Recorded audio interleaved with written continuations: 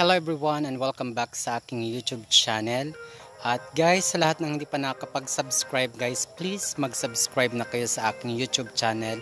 Dahil ito ang channel na to guys ay ito ang totoo no.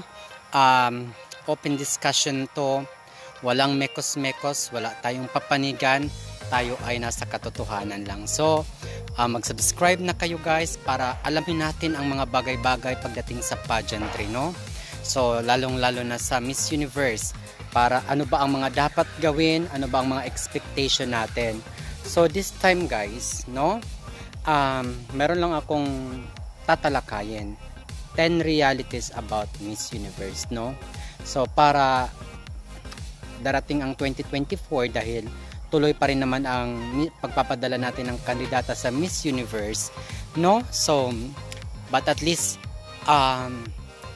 na ibahagi na natin kung ano ang ating mga saloobin sa nangyari no sa Miss Universe Philippines organization, pati sa buong mundo no. Sa Miss Universe ay naiparating natin ang puwersa ng Pilipino.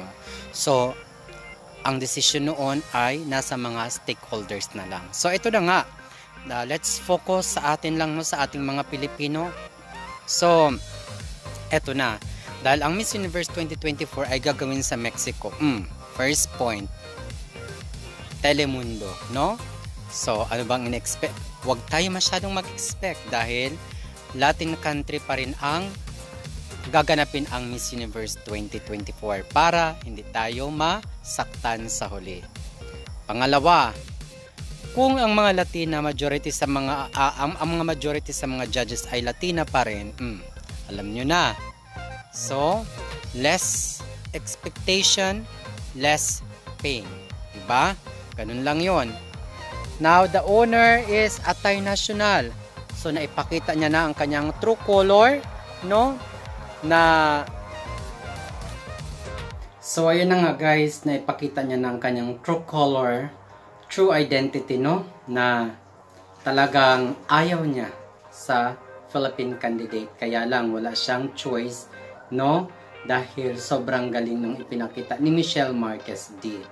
So, yun ang katotohanan. Ayaw niya sa Philippines. Yun ang pang-apat. Ayaw ng Thai national sa Pilipinas. Kaya nga ipinasok niya ang Thailand sa top 5 para maligwak talaga si Michelle doon sa top 5 at walang chance na makahawak ng mikropono. At number 5, no, this is my personal observation sa may-ari ng Miss Universe. Malikot ang utak guys ng may-ari, no? So, syempre negosyante yan. Hindi naman siya aabot sa point ng ganyan kung hindi siya ganyan ka, no? Kagaling mag-isip, kadumi mag-isip, no? I'm sorry but that's the reality, no? So, ganun guys, di ba nag-declare siya ng bankruptcy sa JKN. Dito personal analysis ko lang no, kasi hindi naman natin alam kung totoo ba yun or hindi. What if kung hindi totoo yun?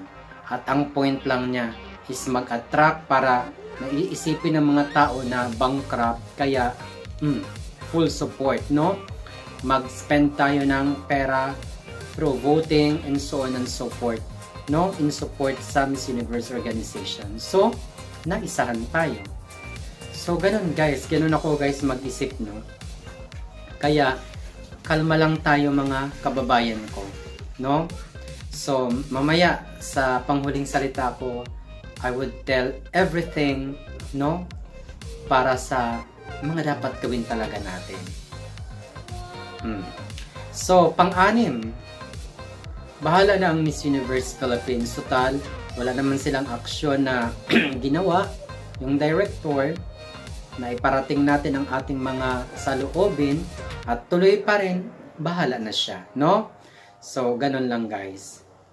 Next, pampito, guys, yung gagamitin nyo para sa voting, no? How many hundreds or thousand of pesos pag pinagsama yun guys? We can actually gather even million of peso. So, ilagap nyo na lang ang inyong pera sa dapat nyong paglagakan. Instead, mag-aksaya pa tayo ng pera para sa Miss Universe organization. Next, number 8, yun na nga, never expect too much, no? Huwag na tayong mag-expect. Katulad ng ginawa natin sa Miss Grand International, o di ba? Hindi kumita sa atin ang may-ari ng Miss Grand International. So, niligwak na talaga. So, ganun talagang mangyayari, guys, no? Tanggapin natin na kung sa darating na Miss Universe 2024 ay liligwakin, kahit gaano kaganda, kahit gaano kagaling, gaano katalino, tanggapin natin. Pero, kasi masasayang lang yung inyong voting, no? Masasayang lang yung support natin. Next, pang-siyam, huwag na tayong magpaloko, no? Kasi kasalanan na yun natin eh. Harap-harapan na tayong niloko kay Michelle D. Tapos, magsasend ulit tayo, magpapaloko naman tayo. Guys, think about this, no? Sa loob ng inyong pamilya, isa sa, ayun mo, pinagkakatiwalaan mong family member, tapos niloko ka, sarili mong kapatid, sarili mong kamag-anak, no? Niloko ka, magpapaloko ka pa ba? Syempre hindi na. O, sa special someone mo, kung niloko ka, magpapaloko ka pa rin ba? So, enough is enough, no? So, tamang support tayo, but not too much. You should not expect, no, too much. Para, ganun lang. So, at panghuli guys, huwag ibuhos ang suporta, no? Kasi yung ginawa natin, finol blast talaga natin, bayanihan, na marahil ang iba sa atin talagang, alam mo yun, talagang ibinuhos nila ang lahat para ma-secure ang placement ni Michelle, diba? After all, diba? So, wala pa rin nangyari. Kaya guys, ganun lang, no, ang aking nais ipabatid sa inyo. So, yung 10 bagay na yun, wag na natin ipagpilitan, no? Let's move on na. So, nangyari na yun, part of the history, hanggat itong Thai owner ang may-ari, wag na tayong mag-expect. Kasi ang goal nila, i-erase ang Philippines sa mapa ng Miss Universe, no? So, tignan nyo nga naman, no, si Nicole nga lang nakapasok sa top 5 at naging 3rd runner-up sa Miss International, di ba? O if we compare naman talaga sa performance ni Michelle, yung preparation, talagang malayo, no? Tapos hindi pinapasok si Michelle. So, nasasaktan lang tayo. Kaya, ganun. Tapos, sige, yung suporta natin noon sa Miss Universe, let's consider this as limos na lang, guys. Ilimos na lang natin yun sa may-ari ng Miss Universe, no? Na baklang ewan. So, ganun lang, guys, para sa susunod, hindi na tayo masaktan. Kasi ang hirap kaya. Ako personally, no? After ng pageant, it took me how many days bago maka-move on?